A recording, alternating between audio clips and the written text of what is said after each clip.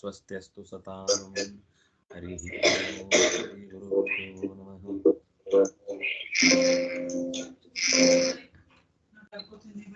ಲೋಕದಲ್ಲಿ ನಾನು ಹೊತ್ಕೊಂಡು ಬಂದೆ, ನಾನು ಎತ್ತಿಕೊಂಡು ಬಂದೆ ಇದೆಲ್ಲ ವ್ಯವಹಾರವನ್ನೇ ಸುಳ್ಳು ಅಂತ ಹೇಳಬೇಕಾಗತ್ತಲ್ವಾ ಅಂತ ಅವನು ಪ್ರಶ್ನೆ ಮಾಡಿದ್ದ. ಹೌದು, ಮೇಲ್ನೋಟಕ್ಕೆ ಹಾಗಿರುವ ವ್ಯವಹಾರ ಅನ್ನೋದು ಸತ್ಯವೇ ಆಗಿದ್ರೂ ಕೂಡ ಜೀವನಿಗೆ ಒಂದು ತಾನು ಇಷ್ಟಪಟ್ಟಂತೆ ಎಲ್ಲ ಮಾಡ್ಲಿಕ್ಕಾಗುತ್ತೆ ಅನ್ನೋದು ಸುಳ್ಳಾದ್ರಿಂದ, ಸ್ವತಂತ್ರ ಕರ್ತೃತ್ವ ಅನ್ನೋದು ಅವನಿಗೆ ಇಲ್ಲ. ಆದ್ರಿಂದಾಗಿ ಜ್ಞಾನಿಗಳು ಈ ವಿಷಯದಲ್ಲಿ ವ್ಯವಹಾರದ ಪೂರ ಪ್ರಾಮಾಣ್ಯವನ್ನು ಒಪ್ಪಲ್ಲ. ಅಂದ್ರೆ ಅವನು ಆ ಕರ್ಮದ ಹಿನ್ನೆಲೆಯಿಂದ ಕೆಲಸ ಮಾಡ್ತಾನೆ ಅನ್ನೋದು ಸರಿ, ಆದ್ರೆ ಅದರ ಪೂರ್ಣ ಪ್ರಾಯೋಜಕತ್ವ, ಪ್ರೇರಕತ್ವ ಇರುವುದು ಪರಮಾತ್ಮನಲ್ಲೇ. ಆದ್ರಿಂದಾಗಿ ಪಲ್ಲಕ್ಕಿಯನ್ನು ನಾನು ಹೊರಲಿಲ್ಲ ಅನ್ನೋ ಮಾತು ಸರಿ. ನಾನು ಪಲ್ಲಕ್ಕಿಯನ್ನು ಹೊರಲಿಲ್ಲ ಅಂತ ಹೇಳಿದ್ದು ಯಥಾರ್ಥವಾದ ವಿಷಯದಲ್ಲಿ ಹೇಳಿದ್ದು. ಮುಖ್ಯವಾದ ವಿಷಯದಲ್ಲಿ ನಾನು ಪಲ್ಲಕ್ಕಿ ಹೊರಲಿಲ್ಲ, ಆದ್ರೆ ನನ್ನಿಂದ ಪಲ್ಲಕ್ಕಿಯನ್ನ ಭಗವಂತ ಹೊರಿಸಿದ್ದಾನೆ ಅಂತ ಅರ್ಥ ಅಂತ ಹೀಗೆ ಅದರ ವಿವರವನ್ನ ಕೊಟ್ಟು ಮುಂದೆ ಅನೇಕ ಕರ್ಮ ಅನುಷ್ಠಾನಗಳೆಲ್ಲ ವೇದಗಳಲ್ಲಿ ಹೇಳಲ್ಪಟ್ಟದ್ದು, ಯಾಗಾದಿಗಳೆಲ್ಲ ಯಾರಿಗೆ ಹೇಳುದು? ಹಾಗಾದ್ರೆ ಯಾರು ಆ ಕರ್ಮವನ್ನು ಮಾಡುವವರೇ ಅಲ್ಲ ಅಂದ್ರೆ ಯಾರಿಗೆ ಹೇಳಿದ್ದದು? ಅದಕ್ಕೆ ಕೃಷ್ಣ ಹೇಳಿದ್ದ, ಗೀತೆಯಲ್ಲಿ ಮಾತು ಬಂದಿತ್ತು, ಅಹಂ ಹಿ ಸರ್ವಯಜ್ಞಾನಾಂ ಭೋಕ್ತಾಚ ಪ್ರಭುರೇವಚ ಅಂತ. ಅದರ ಪ್ರಭು ನಾನೇ ಆಗಿದ್ದೇನೆ. ಮತ್ತೆ ಮೇಲ್ನೋಟಕ್ಕೆ ಒಂದು ಭಾವನೆ ಏನಿದೆ ಅಂದ್ರೆ, ಕರ್ಮಕಾಂಡಕ್ಕೆ ಬರೀ ಕರ್ಮವನ್ನ ಹೇಳುವುದಷ್ಟೇ ಅದರ ಉದ್ದೇಶವಾಗಿ ಬಿಟ್ರೆ ಆವಾಗ ಅದರ ವೇದಕ್ಕಂಥ ಮಹತ್ವ ಏನಿದೆ ಅಂತ ಒಂದು ಪ್ರಶ್ನೆ ಬರುತ್ತೆ. ಆಗ ಅದಕ್ಕೆ ಇವನು ಯಾರು ಜಡಭರತ ಹೇಳ್ತಾನೆ, ಮೇಲ್ನೋಟಕ್ಕೆ ಕರ್ಮಕಾಂಡಕ್ಕೆ ಸಂಬಂಧಪಟ್ಟ ಅರ್ಥ ಇರುವುದು ಹೌದಾದ್ರೂ ಕೂಡ ಅದೂ ಕೂಡ ಒಂದರ್ಥದಲ್ಲಿ ಶ್ರುತಿವಿಹಿತವಾದ ಕರ್ಮ ಆದ್ರಿಂದಾಗಿ ಆ ಕರ್ಮ ಅನ್ನೋದೊಂದು ಆದೇಶ ಆದ್ರಿಂದಾಗಿ ಅದು ಅದಕ್ಕೆ ಪ್ರಾಮಾಣ್ಯ ಇದೆ. ಅಷ್ಟೇ ಅಲ್ಲದೆ ಅದರಲ್ಲಿ ಎಲ್ಲ ಪದಗಳು ಕೂಡ ಪರಮಾತ್ಮ ವಾಚಕ ಅಂತ ಅನ್ನೋ ಒಂದು ಕಾನ್ಸೆಪ್ಟ್ ಇರುವುದರಿಂದ ಅದೇ ವೇದದಲ್ಲಿ ಪ್ರಕರಣವಶಾತ್ ಅರ್ಥ ಹೇಳುವುದು ಒಂದಾದ್ರೆ, ವಾಕ್ಯವಶಾತ್, ಶಬ್ದವಶಾತ್, ಅಕ್ಷರವಶಾತ್ ಕೂಡ ಒಂದೊಂದು ಅರ್ಥವನ್ನ ಪರಮಾತ್ಮನ ವಿಷಯದಲ್ಲಿ ಹೇಳಲಿಕ್ಕಾಗತ್ತೆ. ಆದ್ರಿಂದಾಗಿ ಅಪೌರುಷೇಯವಾದ ವೇದಗಳು ಎಂದೂ ಕೂಡ ದೋಷ ಶಂಕೆಗೆ ಅವಕಾಶವಿಲ್ಲದಂತೆ ಮುಖ್ಯವಾದ ಪರಮಾತ್ಮನನ್ನು ಪ್ರತಿಪಾದಿಸುತ್ತೆ, ಜೊತೆಗೆ ಕರ್ಮವನ್ನು ಕೂಡ ಹೇಳುತ್ತೆ, ಉಳಿದ ದೇವತೆಗಳ ಪರಿಚಯವನ್ನು ಕೂಡ ಅದು ಮಾಡಿಕೊಡುತ್ತೆ ಅನ್ನುವ ಅಂಶವನ್ನು ಸ್ವಲ್ಪ ಈ ಭಾಗಗಳೆಲ್ಲ ತುಂಬಾ ಕಠಿಣವಾದ ವಿಷಯಗಳನ್ನು ಹೇಳುತ್ತೆ. ಆದ್ರೆ ಒಂದ್ ಅಂಶವನ್ನ ಗಮನಿಸಬೇಕಾದ್ದೇನು ಅಂದ್ರೆ, ಸುಖ ಮತ್ತೆ ದುಃಖ ಇದೆರಡು ಅನಿವಾರ್ಯವಾದ ಚಕ್ರ, ಯಾರು ಅದನ್ನ ತಪ್ಪಿಸ್ಲಿಕ್ಕಾಗುದಿಲ್ಲ. ಅವನು ಹೇಳ್ತಾನೆ, ಒಂದು ಕಾಲದಲ್ಲಿ ನಾನು ರಾಜನಾಗಿದ್ದಾಗ ಅನೇಕ ಜನರಿಂದ ಪಲ್ಲಕ್ಕಿಯನ್ನು ಹೊರಿಸಿದ್ದೆ. ಅದೇ ಒಂದು ಟರ್ಮ್ ನಿನ್ನನ್ನು ಹೊರುವಾಗ ನನಗೆ ನೆನಪಾಯಿತು, ನಾನು ಒಂದು ಕಾಲದಲ್ಲಿ ಹೊರಿಸಿದವನು, ಈಗ ಹೊರಬೇಕಾದ ಪ್ರಸಂಗ ಬಂದಿದೆ. ಆಲಿಂಗ್ಯ ಮಾಯಾ ರಚಿತಾಂತರಾತ್ಮ ಸುದೈಹಿನಂ ಸಂಸ್ಕೃತಿ ಚಕ್ರಕೂಟಂ. ಸುಖ ದುಃಖಗಳ ಸಮೂಹ ಚಕ್ರದಂತೆ ಮತ್ತೆ ಮತ್ತೆ ಮನುಷ್ಯರನ್ನ ಒಂದಾದ್ಮೇಲೆ ಒಂದು ಬಂದು ಸೇರಿಸಿಕೊಳ್ತಾ ಇರುತ್ತೆ. ಸೂಕ್ಷ್ಮವಾದ ಮನಸ್ಸಿಗೆ ಹಗಲುಗನಸು ಕಾಣುವುದಿರ್ಬೋದು, ಸ್ವಪ್ನದಲ್ಲಿ ಏನೋ ಒಂದು ಆಲೋಚನೆಗಳು ಬರುವುದಿರ್ಬೋದು, ಇದೆಲ್ಲವೂ ಕೂಡ ಒಂದೊಂದು ಹಂತದಲ್ಲಿ ಅವನವನ ಅನುಭವಗಳನ್ನು ಕೊಡ್ಲಿಕ್ಕೋಸ್ಕರನೇ ಅದು ನಡೆಯುವಂಥದ್ದು. ತ್ರಿಗುಣಗಳ ಪ್ರಭಾವದಿಂದ, ಕರ್ಮದ ಬಲದಿಂದ, ಸ್ವಸ್ವರೂಪದ ಸ್ವಭಾವಕ್ಕೆ ಅನುಗುಣವಾಗಿ ಜಗತ್ತಿನಲ್ಲಿ ಜೀವಾದಿಗಳಿಂದ ಕೆಲಸಗಳು ನಡೀತಾ ಇರ್ತವೆ. ಅಲ್ಲಿ ದೋಷರಹಿತನಾದ ಪರಮಾತ್ಮ ಪ್ರೇರಕನಾಗಿ ಇದಕ್ಕೆಲ್ಲದಕ್ಕೂ ಕೂಡ ಶಕ್ತಿಯನ್ನು ತುಂಬುತ್ತಾ ಇರ್ತಾನೆ. ಒಂದು ದೀಪದ ಬತ್ತಿ ಉರಿಯುವಾಗ ಅದು ಹೊಗೆಯ ಜೊತೆಗೆ ಜ್ವಾಲೆಯನ್ನ ಕೊಡುತ್ತೆ. ಹಾಗೆ ಆದ್ರೆ ಕಾದ ಕಬ್ಬಿಣ ಅದರಲ್ಲಿ ಹೊಗೆ ಬರುವುದಿಲ್ಲ. ಎರಡು ತರದ ಬೆಂಕಿಯನ್ನು ನಾವು ನೋಡಿದ ಹಾಗಾಯ್ತು. ದೀಪ ಉರಿಯುವಾಗ ಒಂದರಲ್ಲಿ ಹೊಗೆ ಬರುತ್ತೆ, ಆದ್ರೆ ಕಾದ ಕಬ್ಬಿಣದಲ್ಲಿ ನಾವು ಬೆಂಕಿ ನೋಡುತ್ತೇವೆ, ಅದರಲ್ಲಿ ಹೊಗೆ ಇರುವುದಿಲ್ಲ. ಎಲ್ಲಿ ಪರಿಪೂರ್ಣವಾದ ಬೆಂಕಿ ಆವರಿಸಿಕೊಳ್ಳುತ್ತೋ ಆವಾಗ ಅದರಲ್ಲಿ ಹೊಗೆ ಇರುವುದಿಲ್ಲ. ಅಂದ್ರೆ ಸತ್ವ ಆವರಿಸಿದಾಗ ಹೊಗೆ ಕಮ್ಮಿ ಆಗುತ್ತೆ. ಯಾವಾಗ ಸತ್ವ ಇಲ್ಲದೆ ರಜಸ್ಸು ತಮಸ್ಸುಗಳ ಪ್ರಭಾವವು ಕೂಡ ಇರುತ್ತೋ ಆವಾಗ ಹೊಗೆ ಇತ್ಯಾದಿಗಳು ಕಾಣಿಸುತ್ತೆ. ಆದ್ರೆ ಸಾತ್ವಿಕತೆ ಅನ್ನೋದು ಪ್ರಧಾನ ಅಂಶ ಆದ್ರಿಂದಾಗಿ ನಿಧಾನಕ್ಕೆ ಸ್ವಲ್ಪ ಹೊತ್ತಾದ ಮೇಲೆ ಹೊಗೆ ಕಮ್ಮಿ ಆಗ್ತಾ ಬರುತ್ತೆ ಅನ್ನೋದು ನಾವು ಕಟ್ಟಿಗೆಯ ಉರುವಲು ತುಂಬಾ ಜೋರಾದಾಗ ಹೊಗೆ ಕಮ್ಮಿ ಆಗುವುದನ್ನು ನೋಡ್ತೇವೆ. ಎಲ್ಲಿ ತನಕ ಅದರಲ್ಲಿ ಆರ್ದ್ರೇಂಧನ ಸಂಯೋಗ ಅಂತ ಹೇಳ್ತಾರೆ. ಅದನ್ನ ಹಸಿತನ ಒಳಗಿನಿಂದ ಅದರಲ್ಲಿ ಒಂದು ನೀರಿನ ಪಸೆ ಎಲ್ಲಿ ತನಕ ಇರುತ್ತೋ ಅಲ್ಲಿ ತನಕ ಅದು ಹೊಗೆ ಬರುತ್ತೆ. ಯಾವಾಗ ನೀರಿನ ಪಸೆ ಅನ್ನೋದು ಪೂರ್ತಿ ಕಟ್ಟಿಗೆಯಲ್ಲಿ ಹೊರಟು ಹೋಗುತ್ತೋ ಆವಾಗ ಆ ದೋಷ ಅನ್ನೋದು ತನ್ನಿಂದ ತಾನೇ ಮರೆಯಾಗುತ್ತೆ. ಇನ್ನೊಂದು ವಿಶೇಷ ಅಂಶ ಏನು ಅಂತಂದ್ರೆ, ಇಂದ್ರಿಯಗಳಿಗೆ ಸ್ವತಃ ಅನುಭವ ಇಲ್ಲ. ಇಂದ್ರಿಯಗಳಿಂದ ಬಂದ ಅನುಭವವನ್ನ ಮನಸ್ಸು ಗ್ರಹಿಸುತ್ತೆ.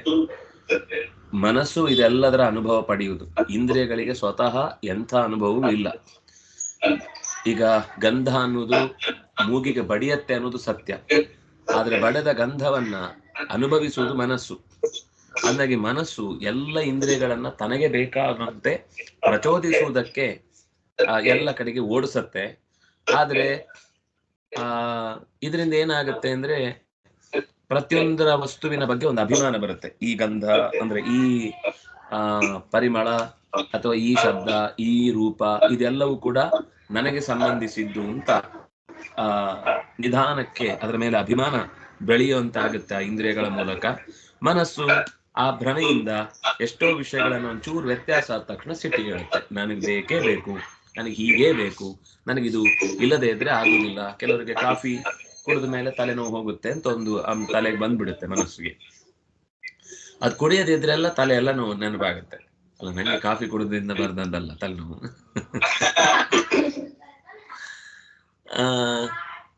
ಅಂದ್ರೆ ಒಬ್ಬೊಬ್ರಿಗೆ ಒಂದೊಂದ್ ತರದ ಫೀಲಿಂಗ್ಸ್ ಇರುತ್ತೆ. ಇದು ಹೀಗೆ ಆಗ್ಬೇಕು, ಹಾಗೆ ಆಗ್ಬೇಕು, ಯಾಕೆ ಆಗ್ಬಾರ್ದು, ಯಾಕೆ ಇದೇ ಆಗ್ಬೇಕು ಅಂತೆಲ್ಲ ಒಂದೊಂದು ಪ್ರಶ್ನೆಗಳಿದ್ದಾಗ ಯಾರು ಯಾವುದನ್ನ ತುಂಬಾ ಅಭಿಮಾನ ವ್ಯಕ್ತಪಡಿಸಿರ್ತಾರೋ ಅಂತಹದ್ದು ವಿರುದ್ಧವಾಗಿ ನಡೆದಾಗ ಮನಸ್ಸು ಅದನ್ನು ಒಪ್ಕೊಳ್ಳುವುದಿಲ್ಲ, ಕೂಡಲೇ ಅದನ್ನು ನಿರಾಕರಿಸುತ್ತೆ. ಆದ್ರೆ ಮೊದಲೇ ಒಂದು ಮನಸ್ಸಿಗೆ ಇವತ್ತು ಮನೆಗೆ ಹೋದಾಗ ಈ ವಿಷಯಕ್ಕೆ ನಾನು ಬಯಸ್ಕೊಳ್ಬೇಕಾಗತ್ತೆ ಅಂತ ಗೊತ್ತಿರುತ್ತೆ. ಆವಾಗ ನಾನ್ ಮಾಡಿ ತಪ್ಪು ಅಂತ ಗೊತ್ತಿದ್ದಾಗ ಅವ್ರಿಗೆ ಗೊತ್ತಿದೆ ಪೂರ್ತಿ ನಾನ್ ಮಾಡಿ ತಪ್ಪು ಅಂತ ಸಿದ್ಧ ಆಗಿ ಹೋಗಿ ಎದುರುಗಡೆ ನಿಂತು ಅದನ್ನು ಒಪ್ಕೊಂಡು ನಾನು ಮಾಡಿ ತಪ್ಪಾಯ್ತು ಅಂತ ಹೇಳಿದಾಗ ಅದರಿಂದ ಆದ ಕೆಟ್ಟ ಪರಿಣಾಮವನ್ನು ತಪ್ಪಿಸ್ಲಿಕ್ಕಾಗುತ್ತೆ. ಸಿಟ್ಟು ಬರುದು, ಎಸೆಯುವುದು, ಹಾಳು ಮಾಡುವುದು, ಇನ್ನೇನು ಅವ್ಯವಸ್ಥೆ ಆಗುವುದು, ಇದರಿಂದ ತಪ್ಪಿಸಿಕೊಳ್ಳಿಕ್ಕಾಗತ್ತೆ. ಮನಸ್ಸು ಮೊದಲೇ ತಯಾರಿದ್ದಾಗ ಅದರ ದುಷ್ಪರಿಣಾಮಗಳಿಂದ ಪಾರಾಗ್ಲಿಕ್ಕಾಗತ್ತೆ. ಹಾಗೆ ಮನಸ್ಸಿಗೆ ಏನ್ ಗೊತ್ತಿರಬೇಕು, ಈ ಇಂದ್ರಿಯಗಳಿಂದ ಏನೆಲ್ಲ ಅನುಭವ ಆಗುತ್ತೋ ಆ ಇಂದ್ರಿಯಗಳು ಸ್ವತಃ ವಸ್ತುಗಳನ್ನ ಅನುಭವಿಸುವುದಲ್ಲ. ಅದು ನನಗೂ ಕೂಡ ಅನುಭವ ಬರುವುದು ಆ ಮನಸ್ಸಿನಲ್ಲಿ ಮತ್ತೆ ಸೂಕ್ಷ್ಮವಾದ ಜೀವಕ್ಕೆ ಸಂಬಂಧ ಇದೆ. ಆ ಜೀವದ ಸಂಬಂಧ ಇರುವುದರಿಂದ ಮನಸ್ಸಿಗೂ ತಾನೇ ಅನುಭವಿಸ್ತಾ ಇದ್ದೇನೆ ಅಂತ ಅನ್ನುವ ಭ್ರಮೆಯಿಂದ ಅದನ್ನೆಲ್ಲ ಸ್ವೀಕಾರ ಮಾಡ್ತಾ ಇರುತ್ತೆ. ಹೀಗೆ 10 ಇಂದ್ರಿಯಗಳಿಂದ 10 ತರದ ಅನುಭವ ಇದೆ. ಅಂದ್ರೆ ಈಗ ಕೈ, ಕಾಲು, ಬಾಯಿ, ವಾಯು, ಉಪಸ್ಥ ಅಂದ್ರೆ ಜನನೇಂದ್ರಿಯ ಮತ್ತು ವಿಸರ್ಜನ ಇಂದ್ರಿಯಗಳೇನಿದೆ, ಇದು ಎಲ್ಲದರಿಂದಲೂ ಕೂಡ ಒಂದೊಂದು ತರದ ಮನುಷ್ಯನ ಅನುಭವವನ್ನ ಸ್ಪಷ್ಟವಾಗಿ ತಿಳ್ಕೊಳ್ಳಿಕ್ಕೆ ಅವಕಾಶ ಇರುತ್ತೆ. ಇದೆಲ್ಲದರಲ್ಲಿ ಯಾರು ನಾನು ನಾನು ನಾನು ಅನ್ನೋ ಅಭಿಮಾನ ಜಾಸ್ತಿ ಆಗ್ತಾ ಹೋಗುತ್ತೋ ಆಗ ಕರ್ಮ ಆಡ್ ಆಗ್ತಾ ಹೋಗುತ್ತೆ. ಯಾವಾಗ ಈ ಮನಸ್ಸಿಗೆ ಇದು ನನ್ನ ಸ್ವತಂತ್ರವಾದ ವ್ಯಕ್ತಿತ್ವದಿಂದ ಆಗ್ತಾ ಇರುವುದಲ್ಲ, ನಾನು ಸುಖ ಬೇಕು ಅಂತ ಹೇಳಿದ್ರು ಕೆಲವೊಂದು ಸರ್ತಿ ಆಗ್ಲಿಲ್ಲ, ದುಃಖ ಬೇಡ ಅಂತಂದಾಗ್ಲೂ ಕೆಲವೊಮ್ಮೆ ತಡೀಲಿಲ್ಲ, ಅದು ಬಂದಾಗ ಅದನ್ನ ಯಥಾ ಪ್ರಕಾರ ಸ್ವೀಕರಿಸ್ತಾ ಇದ್ದೇನೆ. ಇಟ್ಟಂಗೆ ಇರುವೆನೋ ಹರಿಯೇ ಅಂತ ದಾಸರೊಂದ್ ಕಡೆ ಪದ್ಯ ಹೇಳಿದ್ದಿದೆ, ನೀನ್ ಹೇಗಿಟ್ಟಿದ್ಯೋ ಹಾಗಿರ್ತೇನೆ ಅಂತ. ಅದು ಬೇಕು ಅಂದ್ರೂ ಕೆಲವೊಂದ್ ಸರ್ತಿ ಸಿಗಲ್ಲ, ಕೆಲವೊಮ್ಮೆ ಬೇಡ ಅಂದ್ರೂ ತಡ್ಲಿಕ್ಕಾಗಲ್ಲ. ಬಂದಂತೆ ಬದುಕನ್ನೇ ಎದುರಿಸುವುದು ಅನ್ನುವುದು ಮನುಷ್ಯನಿಗೆ ಅರ್ಥ ಆಯ್ತು ಅಂದ್ರೆ, ತಾನು ಸ್ವತಂತ್ರ ಅಲ್ಲ ಅಂತ ಗೊತ್ತಾಯ್ತು ಅಂದ್ರೆ, ಆಗ ಅಭಿಮಾನ ಇಲ್ಲದೆ ಇರುವುದ್ರಿಂದ ಆ ಯಾವುದು ಕೂಡ ಅವನನ್ನ ಡಿಸ್ಟರ್ಬ್ ಮಾಡಲ್ಲ. ಯಾಕೆ ಡಿಸ್ಟರ್ಬ್ ಆಗುತ್ತೆ ಅಂದ್ರೆ, ನಾನ್ ಅನ್ಕೊಂಡ ಹಾಗೆ ಆಗ್ಲಿಲ್ಲ ಅನ್ನೋದಾಗ ಡಿಸ್ಟರ್ಬ್ ಆಗುತ್ತೆ. ನಾನ್ ಅಂದದ್ದೇ ಆಗಬೇಕು ಅಂತ ಹಠ ಹಿಡಿದಾಗ ಡಿಸ್ಟರ್ಬ್ ಆಗುತ್ತೆ. ಯಾಕಂದ್ರೆ ಅದು ನಾವು ಅನ್ಕೊಂಡಾಗ ಆಗಿರುವುದಿಲ್ಲ. ಏನ್ ಬಂತೋ ಅದನ್ನ ಬಂದ ಹಾಗೆ ಸ್ವೀಕರಿಸ್ತೇನೆ ಅಂತ ಯಾವಾಗ ಮನಸ್ಸು ದೃಢವಾಗುತ್ತೋ ಆವಾಗ ಈ ಸಂಸಾರದ ಬಿಡುಗಡೆಗೆ ಅವನು ಮನಸ್ಸು ಸಿದ್ಧ ಆಗಿದೆ ಅಂತ ಅರ್ಥ. ಏನ್ ಬಂದ್ರು ಅದು ಬರ್ಬೇಕಿತ್ತು ಬಂತು, ಹಾಗಂತ ಹೇಳಿ ಕರ್ತವ್ಯದಿಂದ ವಿಮುಖರಾಗಬೇಕು ಅಂತ ಅರ್ಥ ಅಲ್ಲ, ಅಥವಾ ನಮ್ಮ ಪ್ರಯತ್ನವನ್ನ ಮಾಡಬಾರದು ಅಂತ ಅರ್ಥ ಅಲ್ಲ. ನಾವು ಮಾಡಬೇಕಾದ ಪ್ರಯತ್ನ ಮಾಡಲೇಬೇಕು. ಆದ್ರೆ ಅದರ ಜೊತೆಗೆ ನಮ್ಮ ಅನ್ಎಕ್ಸ್ಪೆಕ್ಟೆಡ್ ಆದಂತಹ ಘಟನೆಗಳು ನಡೆದಾಗ ಅದರ ವಿರುದ್ಧ ಸೆಟೆದು ಬೀಳುವಂತಹ ದುಸ್ಥಿತಿಯನ್ನ ಮನಸ್ಸಿಗೆ ಪೆಟ್ಟಾಗುದು. ನಾವೀಗ ಏನೇ ಕಿರ್ಚಾಡಿದ್ರು ಅದೇನ್ ಚೇಂಜ್ ಆಗ್ಲಿಲ್ಲ, ಚೇಂಜ್ ಆಗುವುದೂ ಇಲ್ಲ. ನಾವು ಚೇಂಜ್ ಆಗಬೇಕು ಅಂತ ಬಯಸುವುದಿದ್ರೆ ಪ್ರಯತ್ನದಲ್ಲಿ ಪ್ರಧಾನವಾಗಿ ಬೇಕಾದದ್ದು ಪ್ರಾರ್ಥನೆ ಒಂದು ನಾವು ಅನ್ಕೊಂಡದ್ದನ್ನ ಒದಗಿಸ್ಲಿಕ್ಕೆ ಸಾಧ್ಯ. ಯಾಕೆಂದ್ರೆ ದ್ರವ್ಯ ಸ್ವಭಾವಾಶಯ ಕರ್ಮಕಾಲೈಹಿ ಏಕಾದಶಾಮಿ ಮನಸೋ ವಿಕಾರಾ ಸಹಸ್ರಶ ಶತಶಃ ಕೋಟಿಶಶ್ಚ ಕ್ಷೇತ್ರಜ್ಞತೋ ನ ಮಿಥೋ ನ ಸ್ವತಸ್ಯು. 11 ಬಗೆಯ ಚಟುವಟಿಕೆಗಳಿಂದ, ದೇಹದ ಇಂದ್ರಿಯಗಳಿಂದ, ದ್ರವ್ಯಗಳಿಂದ, ಜೀವದ ಯೋಗ್ಯತೆಯಿಂದ, ಅಂತಃಕರಣದಿಂದ, ಪಾಪ ಪುಣ್ಯ ಕರ್ಮಗಳ ಫಲದಿಂದ, ಆಯಾ ಕಾಲದಿಂದ ಬಗೆ ಬಗೆಯ ಅನುಭವಗಳಾಗ್ತಾ ಇರುತ್ತೆ. ಆ ಅನುಭವಗಳಲ್ಲಿ ಸಾವಿರಾರು ಕೋಟ್ಯಂತರ ತರದ ಅನುಭವಗಳಿವೆ. ಅಂದ್ರೆ ಮನಸ್ಸಿನಲ್ಲಿ 100 ತರದ, ಈಗ ರುಚಿ 1000 ತರದ ರುಚಿ ಇದೆ, ಶಬ್ದ ಸಾವಿರಾರು ತರದ ಶಬ್ದ ಇದೆ, ಸಂಗೀತದ ಶಬ್ದ ಒಂದು, ಹಕ್ಕಿಯ ಉಲಿಗಳ ಶಬ್ದ ಒಂದು ರೀತಿ, ನೀರಿನ ಜುಳು ಜುಳು ಮತ್ತೊಂದು ರೀತಿ. ಟೈಮ್ ಬಂತು ಹಸಿವಾಗ್ತಾ ಇದೆ ಅಂತಂದಾಗ ಕುಕ್ಕರ್ ಸಿಲ್ಲೆ ಹೊಡೆದ್ರೆ ಒಂಥರ ಖುಷಿ ಆಗುತ್ತಾ, ಏನ್ ಶಬ್ದ ಇದು, ಈಗ ಅಡಿಗೆ ಆಯ್ತು ಅಂತ ಒಂದು ಸಮಾಧಾನ ಆಗುತ್ತೆ.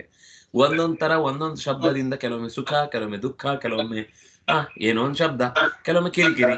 ನಾವು ಅನ್ಕೊಂಡದ್ದನ್ನ ಬಿಟ್ಟು ಬೇರೆ ತರನೇ ಹಾಡ್ತಾ ಇದ್ದಾರೆ ಅಂತ ಇಟ್ಕೊಳ್ಳಿ. ನಾವೇಗೋ ಒಂದು ರಾಗ ಹಾಕೊಟ್ಟಿರ್ತೇವೆ, ಅವ್ರದೇ ಏನೋ ಒಂದು ವಿಚಿತ್ರ ರಾಗದಲ್ಲಿ ಹಾಡ್ತಿರ್ತಾರೆ. ಎಷ್ಟು ಸಲ ಹೇಳಿದ್ರೆ ಅರ್ಥ ಆಗಲ್ಲ, ಹಾಡಬೇಡ ಹಾಗೆ ನೀನು ಸುಮ್ಮನಿರು ಅಂತ ಜೋರ್ ಮಾಡ್ತಿರ್ತೇವೆ.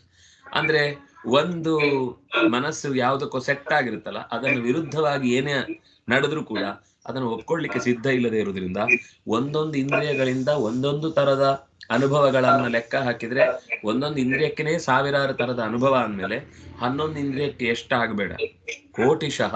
ಅವ್ರು ಹೇಳಿದ್ರು, ನಾವು ಲೆಕ್ಕ ಹಾಕಿದ್ರೆ ನಿಜವಾಗ್ಲೂ ಕೋಟಿ ದಾಟತ್ತೆ. ನಮಗೆ ಅದು ಸೆಕೆಂಡಿಗೆ ಚೇಂಜ್ ಆಗ್ತಾ ಇರ್ತಾಗಿ ನಮ್ಗೆ ಅದರ ವಾಲ್ಯೂಮ್ ಆಗ್ಲಿ ಅಥವಾ ಅದರಿಂದ ಆಗುವ ಪರಿಣಾಮ ಆಗ್ಲಿ ಅನುಭವಿಸುವುದಕ್ಕೆ ನಾವು ಸಮಯವೇ ಕೊಡುದಿಲ್ಲ. ಅದು ಒಂದಾಗಿ ಇನ್ನೊಂದಕ್ಕೆ ಟಕ್ ಅಂತ ಸ್ವಿಚ್ ಆನ್ ಆಗ್ತೀವಿ ಅಥವಾ ಒಂದ್ರಲ್ಲಿ ಸ್ವಿಚ್ ಆಫ್ ಆಗ್ತೀವಿ. ಅದರಿಂದ ನಾವು ಬಹಳ ಸೀರಿಯಸ್ ಆಗಿ ತಗೊಳ್ಳಲ್ಲ. ಆದ್ರೆ ಯಾವಾಗ ಕೆಲವೊಂದ್ಸರ್ತಿ ಗಂಭೀರವಾದ ಆಲೋಚನೆಯ ಪ್ರಸಂಗ ಬರುತ್ತೋ ಆವಾಗ ಇದೆಲ್ಲ ಪ್ರಶ್ನೆ ಬರುತ್ತೆ, ಯಾಕೆ ಹೀಗಾಗ್ತಿದೆ, ಏನು ನಾನಿದನ್ನ ಹೇಗೆ ಎದುರಿಸಬೇಕು ಅನ್ನೋ ಪ್ರಶ್ನೆಗಳು ಬರ್ತಾ ಹೋಗ್ತವೆ. ಹಾಗಾಗಿ ನಾವೇ ಇದಕ್ಕೆ ಕರ್ತೃಗಳು ಅಂತ ಹೇಳ್ಕೊಂಡ್ರೆ ನಾವು ಅನ್ಕೊಂಡ ಹಾಗೆ ಯಾವುದೂ ಆಗ್ತಿಲ್ಲ. ರುಚಿಯಾದ ತಟ್ಟೆಯಲ್ಲಿ ನಾವು ಇಷ್ಟಪಟ್ಟ ಜಿಲೇಬಿ ತಿಂತಾ ಇರ್ತೇವೆ, ಬಾಯಿಗೆ ಹಾಕೊಂಡು ಕಚ್ಚುತ್ತಾ ಇರ್ಬೇಕಾದ್ರೆ ನಾಲಿಗೆ ಹಲ್ಲಿನ ಎಡೆಯಲ್ಲಿ ಸಿಕ್ಕಾಕೊಂಡು ಕಟಕ್ ಅಂತ ನೋವಾಗುತ್ತೆ. ಆಗ ನಮ್ದೇ ನಾಲಿಗೆ, ನಾವೇ ಬಾಯಿಗೆ ಜಿಲೇಬಿಯನ್ನ ಹಾಕೊಂಡಿದ್ದು, ಕಚ್ಚುತ್ತಾ ಇದ್ದದ್ದು ನಾವೇನೆ. ಆದ್ರೂ ನಮ್ಮ ಹತೋಟಿ ಮೀರಿ ಹಲ್ಲಿನಿಂದ ನಾಲೆಗೆ ಕಚ್ಚಿಕೊಳ್ತೇವೆ. ಆ ಕಚ್ಚಿಕೊಂಡ ಸಂದರ್ಭವನ್ನ ನಾವು ಆಲೋಚನೆ ಮಾಡ್ತಾ ಹೋದ್ರೆ ಗೊತ್ತಾಗುತ್ತೆ, ನಮ್ಮ ತಿನ್ನುವಾಗ ನಾವೇ ಬಾಯಿಗೆ ಹಾಕೊಂಡಿದ್ದು ಸರಿ, ಆದ್ರೆ ನಾವೇ ಹಲ್ಲಿನಿಂದ ಜಿಲೇಬಿಯನ್ನ ಕಚ್ಚಿದ್ದೂ ಸರಿ. ಆದ್ರೆ ನಾಲೆಗೆ ಮಧ್ಯದಲ್ಲಿ ಹೇಗ್ ಸಿಕ್ಕಾಕೊಂಡಿತ್ತು ನಮ್ಗೆ ಗೊತ್ತಾಗ್ಲಿಲ್ಲ. ನಮ್ಮ ನಿಯಂತ್ರಣದಲ್ಲೇ ಇರುವುದು ಎಲ್ಲವೂ ಆಗಿದ್ರೆ ನಾವ್ ಏನೇ ಅವ್ಯವಸ್ಥೆ ಆದ್ರೂ ಕೂಡ ನಾಲಿಗೆ ಹಲ್ಲಿನ ಎಡೆಯಲ್ಲಿ ಎಷ್ಟು ಅಭ್ಯಾಸ ಇಲ್ಲ, ಎಷ್ಟು ವರ್ಷದಿಂದ ತಿಂತಾ ಇದ್ದೇವೆ. ನಾಲಿಗೆ ನಿಮಗೆ ರುಬ್ಬು ಕಲ್ಲಿನ ಅಭ್ಯಾಸ ಇದ್ರೆ ರುಬ್ಬುವಾಗ ಕೈಯಿಂದ ಅದನ್ನ ಜಾಡಿಸಿ, ಅಂದ್ರೆ ಒಳಗ್ ತಳ್ತಾ ಇರ್ಬೇಕು ಅದನ್ನು. ಎಷ್ಟು ಚೆನ್ನಾಗಿ ಅಭ್ಯಾಸ ಇರುತ್ತೆ ಅಂದ್ರೆ ತಪ್ಪಿ ಅದು ನಾವು ಕೈ ಯಾರಾದ್ರೂ ದೂರದಲ್ಲಿ ಫಸ್ಟ್ ಟೈಮ್ ನೋಡೋರಾದ್ರೆ ಕೈಗೆ ಅಪಚ್ಯಾಗಿ ಹೋಗ್ಬಿಡುತ್ತೆ ಅಂತ ಅನ್ಕೋಬೇಕು, ಆ ಕೈ ಅವ್ರ ಒಳಗೆ ಹಾಕುದು ನೋಡಿದ್ರೆ. ಆದ್ರೆ ಅವ್ರಿಗೆ ಏನೂ ತೊಂದರೆ ಆಗುದಿಲ್ಲ. ಹಾಗೆ ನಮ್ಮ ನಾಲಿಗೆ ಆ ಹಲ್ಲಿನ ಮಧ್ಯಕ್ಕೆ ಆಹಾರವನ್ನ ತಳ್ಳುತ್ತಾ ಇರುತ್ತೆ. ಎಲ್ಲ ಅಪಚ್ಯಾಗಿ ಜೀರ್ಣ ಆಗ್ಬೇಕು ಅಂದ್ರೆ ಮೊದಲು ಒಂಚೂರು ಅದಕ್ಕೆ ಸಿದ್ಧತೆ ಬೇಕು ಅಂತ. ಆದ್ರೆ ಅದರ ಮಧ್ಯದಲ್ಲೇ ನಾಲಿಗೆ ಸಿಕ್ಕಾಕೊಳ್ಳುತ್ತೆ. ನಮ್ಮದೇ ಸರ್ವತಂತ್ರ ಸ್ವತಂತ್ರತ್ವ ಇದ್ದಿದ್ದಿದ್ರೆ ನಾವು ಹೇಗೆ ಆ ನಾಲಿಗೆ ಮಧ್ಯದಲ್ಲಿ ನಮ್ಮ ಆಹಾರ ತಿನ್ನುವಾಗ ಕಚ್ಚಿಕೊಳ್ತಾ ಇದ್ವಿ ಅನ್ನೋದು ಪ್ರಶ್ನೆಯಾಗಿ ಉಳಿದು ಬಿಡುತ್ತೆ. ಅದರಿಂದಾಗಿ ತಿನ್ನೋದು ಹೌದು, ನಮ್ಮ ನಾಲಿಗೆಯಲ್ಲಿ ಆ ಅನುಭವವೂ ಆಗಿದ್ದೂ ಹೌದು, ಆದ್ರೆ ನಾವು ಗಂಭೀರವಾಗಿ ತಗೊಳ್ಳೋದಿಲ್ಲ. ಅಯ್ಯೋ ಗಮನಿಸ್ಲಿಲ್ಲ ಅಂತ ಅನ್ಕೊಂಡು ಯಥಾ ಪ್ರಕಾರ ಅದು ಒಂದ್ಸಲ ಒಂದ್ ಕಡೆಗೆ ಒಂದ್ಸರ್ತಿ ಕಚ್ಚಿಕೊಂಡ್ರೆ ಅದು ಸ್ವಲ್ಪ ಗಾಯ ಆಗಿದ್ರೆ ಮತ್ತೆ 2-3 ಸರ್ತಿ ಅಲ್ಲಿಗೆನೆ ಮತ್ತೆ ತಾಗುತ್ತೆ. ತಪ್ಪಿಸ್ಕೊಳ್ಲಿಕ್ಕೆ ಹೋದಷ್ಟು ಸರ್ತಿ ಜಾಗ್ರತೆ ಮಾಡ್ಲಿಕ್ಕೆ ಹೋಗಿ ಎಡವುದು ಜಾಸ್ತಿ ಇರುತ್ತೆ. ಕೆಲವೊಂದ್ ಸರ್ತಿ ಗಾಯ ಆಗಿದ್ರೆ ಕಾಲಿಗೆ ಅದು ಅಲ್ಲಿಗೆ ಮತ್ತೆ ಮತ್ತೆ ತಾಗ್ತಾ ಇರುತ್ತೆ. ಯಾರಾದ್ರೂ ಬಂದ್ರೆ ಬಹಳ ಪ್ರೀತಿಯಿಂದ ಅಲ್ಲಿಗೆ ಬಡ್ದು ಮಾತಾಡಿಸ್ತಾರೆ. ನಾವು ನೋಡಿ ಅಯ್ಯೋ ಅದು ಇಲ್ಲಿಗೆ ಹೊಡಿಬೇಡ್ರು, ಇಲ್ಲಿಗೆ ಹೊಡೀರಿ ಅಂತಂದ್ರೆ ಅವ್ರಿಗೆ ಮರ್ತೋಗ್ಬಿಟ್ಟಿರುತ್ತೆ. ಅಂದ್ರೆ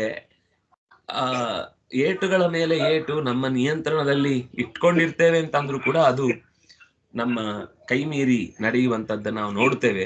ಹಾಗಾಗಿ ಕ್ಷೇತ್ರಜ್ಞ ಆತ್ಮ ಪುರುಷ ಪುರಾಣ ಸಾಕ್ಷಾತ್ ಸ್ವಯಂ ಜ್ಯೋತಿರಜ ಪರೇಶ ನಾರಾಯಣೋ ಭಗವಾನ್ ವಾಸುದೇವ ಸ್ವಮಾಯಯಾತ್ಮನ್ ವ್ಯವಧೀಯಮಾನ. ತುಂಬ ಒಳ್ಳೆ ದೇವರ ಗುಣಗಳನ್ನು ಚಿಂತಿಸುವ ಪದ್ಯ.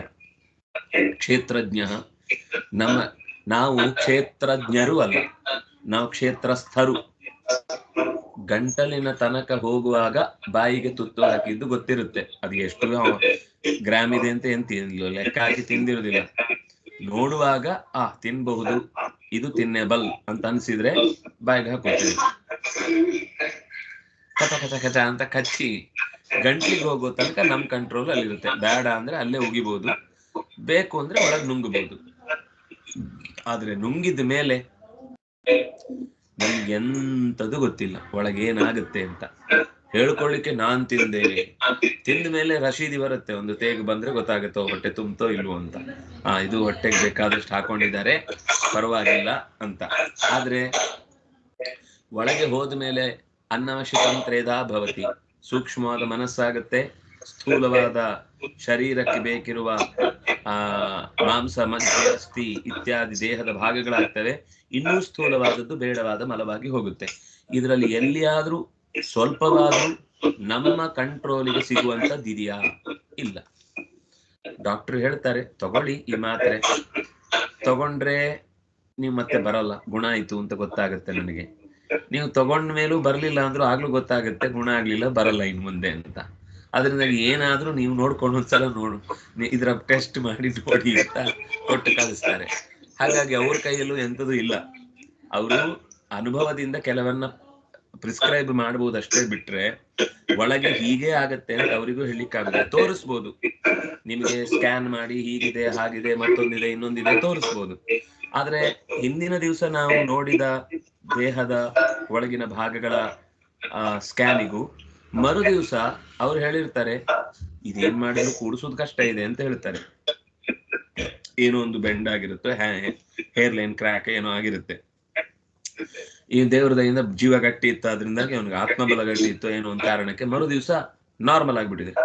ಡಾಕ್ಟರ್ ಹೇಳ್ತಾರೆ ಬೇರೆ ಯಾರಾದ್ರೂ ಡಾಕ್ಟರ್ ಹತ್ರ ಹೋಗಿದ್ರಾ ಅಂತ. ಇಲ್ಲಪ್ಪ ನಾನೇನು ಹೋಗಿಲ್ಲ. ಮತ್ತೆ ನಾನು ನಿನ್ನೆ ಸ್ಕ್ಯಾನ್ ಮಾಡೋಕೆ ನೋಡಿ ಅದ್ರಲ್ಲಿ ಬೆಂಡ್ ಕಾಣ್ತಾ ಇದೆ, ಇವತ್ತು ನೋಡಿದ್ರೆ ಎಂತದೂ ಇಲ್ಲ. ಅದೇನ್ ಗೊತ್ತಿಲ್ಲ ಸ್ವಾಮಿ, ನಾವು ಕೈ ಕಾಲೆಲ್ಲ ಒಂದ್ಸರ್ತಿ ಜಾಡಿಸಿದೆ ಎಲ್ಲ ಸರಿಯಾಗೋಯ್ತು ಅಂತ. ಕೊನೆಗೆ ಡಾಕ್ಟರ್ಗೆ ಅವರಿಗೆ ಅಂದಾಜಿಲ್ಲ, ನನ್ನ ಮೆಡಿಕಲ್ ರಿಪೋರ್ಟ್ ಅಲ್ಲಿ ಇದು ಫಸ್ಟ್ ಟೈಮ್ ಇಂಥದ್ದೆಲ್ಲ ನಾನು ನೋಡ್ತಾ ಇರೋದು ಅಂತ. ಇದು ನಾನು ತಮಾಷೆಗೆ ಹೇಳ್ತಾ ಇದ್ದೇನೆ ಅನ್ಕೋಬೇಡಿ, ನಿಜವಾಗಿಯೂ ಎಷ್ಟೋ ಜನರ ಅನುಭವ. ಮಂತ್ರಾಲಯಕ್ಕೆ ಯಾವ್ದ್ಯಾವ್ದು ಡಾಕ್ಟರ್ ಕೈ ಬಿಟ್ಟ ಸಂಗತಿಗಳಿಗೆ ಹೆದರಿಕೊಂಡು ಆಗಲ್ಲ ಬದುಕಲ್ಲ ಅಂತ ಹೇಳಿದ ಆಪರೇಷನ್ನ ಸಂಗತಿಗಳಿಗೆ ಹೆದರಿ ದುಡ್ಡಿರ್ಲಿಲ್ಲ ಅಂತನೋ ಅಥವಾ ಭಯದಿಂದಲೋ ಇನ್ನೇನೋ ಕಾರಣಕ್ಕೆ ರಾಯರೇ ನೀವೇ ಗತಿ ಅಂತ ಬಂದವರಿಗೆ ರಾತ್ರಿ ಅವರ ಕನಸಿನಲ್ಲಿ ಯಾರೋ ಒಬ್ರು ಹಿರಿಯರು ಬಂದು ಅವರ ದೇಹದ ಒಳಗಿನ ಆ ಭಾಗಗಳನ್ನೆಲ್ಲ ಜೋಡಿಸಿ ಏನು ಆಗಲ್ಲ ನಿನಗೆ ನಾನಿದ್ದೇನೆ ಅಂತ ಕನಸಿನಲ್ಲೇ ಧೈರ್ಯ ತುಂಬಿ ವಾಪಸ್ಸು ಮತ್ತೆ ಊರಿಗೆ ಕಳಿಸಿ ಡಾಕ್ಟರ್ ಹತ್ರ ಹೋಗಿದ್ ನೋಡಿದ್ರೆ ನೋ ಸಿಂಪ್ಟಮ್ಸ್ ಎಟ್ ಆಲ್. ಯಾವ ಅಂಶದಲ್ಲೂ ಅವರಿಗೆ ಒಳಗಿನಿಂದ, ಇದು ಅವರ ಅನುಭವದಲ್ಲಿ ಹೇಳಿದ್ರೆ ನಮ್ಗೆ ಇದು ವಿಚಿತ್ರ ಅನಿಸ್ಬೋದು, ಆದ್ರೆ ಅವರ ನಂಬಿಕೆ ಮತ್ತು ಬದುಕಬೇಕು ಅಂತ ಇದ್ದ ಆಸಕ್ತಿ, ಇದು ಅವರನ್ನ ಬದುಕಿಸಿದಕ್ಕೆ ಬೇಕಾದಷ್ಟು ದೃಷ್ಟಾಂತಗಳು ನಮ್ಗೆ ಸಿಗುತ್ತೆ. ಡಾಕ್ಟ್ರು ಇದು ನಮ್ಮ ಕೈಯಲ್ಲಿ ಆಗುದಿಲ್ಲ, ಯಾರೋ ಒಬ್ರು ವಿಚಿತ್ರ ಹೀಗೆ ಒಂದು ಹೇಳಿ ಕಳಿಸಿದ್ರು, ಇನ್ನೊಂದು 10 ದಿವಸ ಅಂತ ಬದುಕುದ್ ನೀವು ಅಂತ. ಆ ಮನುಷ್ಯ ಹೀಗೆ ಹೋಗಿ ದೇವ್ರ ಹತ್ರ ಗೋಗರಿದ್ದಾರೆ, ನನಗೆ ನಾನು ಏನು ಜೀವನದಲ್ಲಿ ಇನ್ನೂ ಆರಂಭನೆ ಮಾಡಿಲ್ಲ, ಹೀಗ್ ಮಾಡಿದ್ರೆ ಹೇಗೆ ನನ್ನ ಬದುಕು ಅಂತ ಜಗಳಾಡಿದ್ದಾರೆ ಮಂತ್ರಾಲಯದಲ್ಲಿ ಹೋಗಿ ರಾಯರ ಹತ್ರ. ಅದಕ್ಕೆ ಇಲ್ಲ ಇಲ್ಲ, ನೀನ್ ಇನ್ನು ಏನಿಲ್ಲ ಅಂದ್ರು ನಿನ್ನ ಆಯುಷ್ಯ ಪೂರ್ತಿ ಗಟ್ಟಿ ಇದೆ, ನಿಂಗೇನು ಆಗಲ್ಲ ಅಂತ ಹೇಳಿದ್ರಂತೆ. ಸರಿ ಆಯ್ತು. ಇವ್ರು ವಾಪಸ್ ಊರಿಗೆ ಹೋಗುವಾಗ ಆ ಡಾಕ್ಟ್ರೇ ಇರ್ಲಿಲ್ಲ. 10 ದಿವಸ ಅಂತ ಇವ್ರಿಗೆ ಹೇಳಿದವರು 10 ದಿವಸದಲ್ಲಿ ಅವ್ರು ಹೋಗ್ಬಿಟ್ಟಿದ್ದಾರೆ. ಅಂದ್ರೆ ಈ ತರದ್ದು ಏನೇನೋ ಅವ್ಯವಸ್ಥೆಗಳಾಗೋದು ನಾವು ಲೋಕದಲ್ಲಿ ನೋಡ್ತೇವೆ. ನಾವೇನು ಅಂದ್ರೆ ಅವರು ಹೌದು, ಅವರಲ್ಲಿ ಒಂದು ದೇವರ ವಿಶೇಷ ಗುಣದಿಂದಾಗಿ ನಮ್ಗೊಂದು ಮದ್ದು ಕೊಡ್ತಾರೆ, ಅವರಲ್ಲೊಂದು ಧನ್ವಂತರಿಯ ಶಕ್ತಿ ಇದೆ ಅಂತ ಪ್ರಾರ್ಥಿಸುವುದು ತಪ್ಪಲ್ಲ.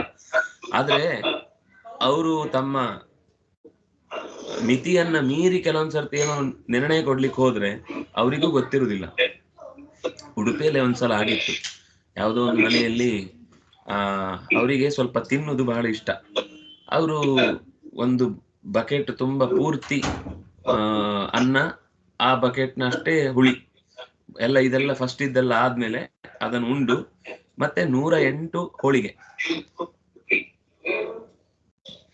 ಅದಕ್ಕೆ ತುಪ್ಪ ಹಾಕಿ ಚೆನ್ನಾಗಿ ತೆಂಗಿನ ಹಾಲು ಹಾಕಿ ತಿಂದಿದ್ದಾರೆ. ಆದ್ರೆ ತಿಂದ ಮೇಲೆ ಪಾಪ ಅವರಿಗೆ ಹೇಳ್ಲಿಕ್ಕಾಗ್ಲಿಲ್ಲ ಅಂತ ಬಿದ್ದು ಬಿಟ್ಟಿದ್ರು ಊಟ ಆದ್ಮೇಲೆ. ಅದೇನೋ ಚಾಲೆಂಜಿಗೆ ತಿಂದಿದ್ದವರು. ಸೀದಾ ಉಸಿರು ಅಂದ್ರೆ ಒಂಥರ ಬಿದ್ದಾಗ ಆದಾಗ ಹೆದರಿಕೆ ಆಯ್ತು ಎಲ್ರಿಗೆ. ಅವ್ರಿಗೆ ಹಿಂದೆನೂ ತಿಂತಾ ಇದ್ದವ್ರೆ ಅಂತೆ, ಆದ್ರೆ ಈ ಸರ್ತಿ ಹೀಗಾದ ನೋಡಿ ಸೀದಾ ಡಾಕ್ಟರ್ ಹತ್ರ ಕರ್ಕೊಂಡು ಹೋದ್ರಂತೆ. ಡಾಕ್ಟರ್ ಹತ್ರ ಕರ್ಕೊಂಡು ಹೋದ್ರೆ ಅವರು ಹಿಂಗೆ ಅಂದ್ರಂತೆ, ಅಯ್ಯೋ ಇದು ಇನ್ನು ಮುಗೀತಿದ್ರು ಕತೆ, ದೇಹದಲ್ಲಿ ಎಂತದೂ ಇಲ್ಲ, ಇವನನ್ನು ವಾಪಸ್ ನೀವು ಮನೆಗೆ ಕರ್ಕೊಂಡು ಹೋಗಿ ಎಲ್ಲ ತಯಾರಿ ಮಾಡಿ ಅಂತ ಹೇಳಿದ್ರಂತೆ. ಸರಿ, ಇವರು ಹೆದರಿಕೆ ಆಯ್ತು, ಏನ್ ಹೀಗೆ ಹೇಳ್ಬಿಟ್ರಲ್ಲ ಡಾಕ್ಟ್ರು ಅಂತ. ಸರಿ, ಕೊನೆಗೆ ಒಂದು ನಿದ್ದೆ ಆಯ್ತು. ನಿದ್ದೆ ಆದ್ಮೇಲೆ ಯಥಾ ಪ್ರಕಾರ ಮನುಷ್ಯ ಎದ್ದು ಕೂತು ಬಿಟ್ಟಿದ್ದಾರೆ.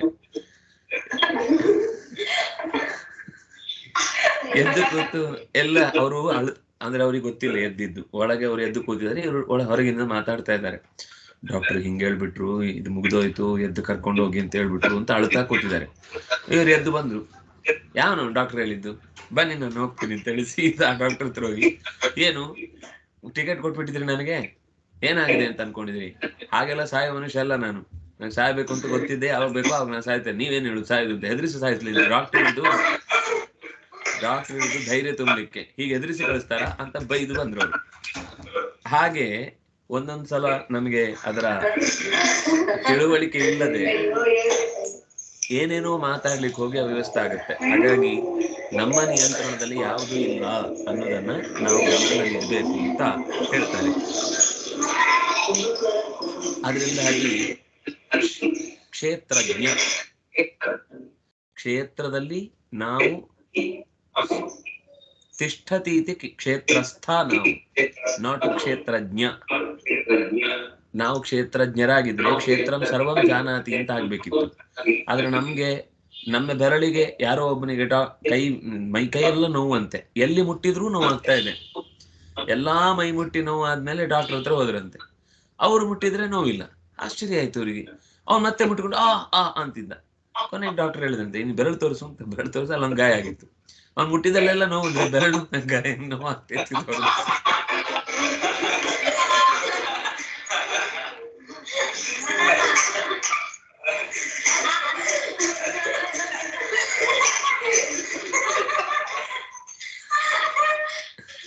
ಹಾಗೆ ನಾವು ನಮ್ಮ ಬಗ್ಗೆ ಏನೂ ತಿಳ್ಕೊಂಡಿಲ್ಲ, ಇನ್ನೊಬ್ರು ಹೇಳಿದ್ಮೇಲೆ ಕೆಲವೊಂಚೂರು ಗೊತ್ತಾಗುತ್ತೆ ಬಿಟ್ರೆ ನಮ್ಮ ಬಗ್ಗೆ ನಮ್ಗೆ ಏನೂ ಗೊತ್ತಿಲ್ಲ ಅನ್ನೋದು ಕ್ಷೇತ್ರಜ್ಞ ಶಬ್ದದಲ್ಲಿ. ಕೃಷ್ಣನು ಸ್ಪಷ್ಟವಾಗಿ ಹೇಳ್ತಾನೆ, ಕ್ಷೇತ್ರಜ್ಞಂಚಾಪಿ ಮಾಂ ವಿದ್ಧಿ ಸರ್ವ ಕ್ಷೇತ್ರೇಷು ಭಾರತ. ನಾನು ಕ್ಷೇತ್ರಜ್ಞನಿದ್ದೇನೆ, ನೀನು ಕ್ಷೇತ್ರಸ್ಥನಿದ್ದಿ ಅಂತ. ಆತ್ಮ ಅಂದ್ರೆ ಒಡೆಯ, ಆತ್ಮ ಅಂದ್ರೆ ಪರಮಾತ್ಮನಿಗೆ ವಿಶಿಷ್ಟವಾದ ಹೆಸರು. ಗೌಣಶ್ಚಯನ್ನ ಆತ್ಮಶಬ್ದ. ಆತ್ಮಶಬ್ದ ಅನ್ನೋದು ಭಗವಂತನ ವಿಶೇಷ ಹೆಸರುಗಳಲ್ಲಿ ಒಂದು. ಆದ್ರಿಂದಾಗಿ ಅಂತರ್ಯಾಮಿ, ಅಮೃತ ಅಂತ ಒಂದು ಅಂತರ್ಯಾಮಿ ಬ್ರಾಹ್ಮಣದಲ್ಲಿ ಭಗವಂತನಿಗೆ ಆತ್ಮ ಅಂತ ಹೆಸರು. ಒಡೆತನದಿಂದಾಗಿ, ಅಂತರ್ಯಾಮಿತ್ವದಿಂದಾಗಿ, ಸ್ವಾಮಿತ್ವದಿಂದಾಗಿ ಅಂತ ಅನೇಕ ಕಾರಣಗಳನ್ನು ಹೇಳ್ತಾರೆ. ಅದರಿಂದಾಗಿ ಭಗವಂತ ಆತ್ಮ. ಅವನು ಪುರುಷ, ಎಲ್ಲ ಪುರದಲ್ಲೂ ಇದ್ದಾನೆ. ಅದರಿಂದಾಗಿ ಅವನು ಪುರು ಸಹ. ಪುರಿ ಶೇತೇತಿ ಪುರುಷ. ಪುರಿ ಅಂದ್ರೆ ಈ ಶರೀರದಲ್ಲಿ ಚೆನ್ನಾಗಿ ಆರಾಮವಾಗಿದ್ದಾನೆ. ನಾವು ಅವನು ಆರಾಮಾಗಿರುವ ತನಕ ಇರ್ತೇವೆ. ಅವನು ಹೊರಟ ಅಂದ್ರೆ ನಾವು ಟಿಕೆಟ್ ಗಂಟೆ ಮುಟ್ಟೆ ಕಟ್ಕೊಂಡು ಒಟ್ಟಿಗೆ ಹೊರಡಬೇಕು. ಅದರಿಂದಾಗಿ